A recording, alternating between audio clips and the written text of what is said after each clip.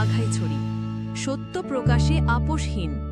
বাংলাদেশ টেলিযোগাযোগ নিয়ন্ত্রণ commission BTRC জানিয়েছে, কোনো ব্যক্তির নামে 10টির বেশি মোবাইল সিম থাকলে সেগুলো আগামী 30 অক্টোবর 2025-এর মধ্যে সংশ্লিষ্ট অপারেটরের মাধ্যমে ডি-রেজিস্টার করতে হবে।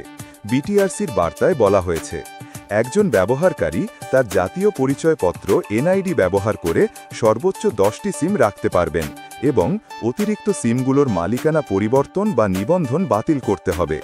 নিজের এনআইডির বিপরীতে কতটি সিম নিবন্ধিত আছে তা জানার জন্য *16001# ডায়াল করে এনআইডির শেষ 4টি সংখ্যা পাঠালেই তথ্য পাওয়া যাবে।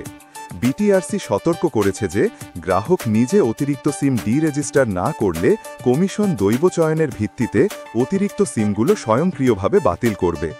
উল্লেখ্য, 2017 সালে এক ব্যক্তির নামে সর্বাধিক 15টি সিম রাখার অনুমতি ছিল।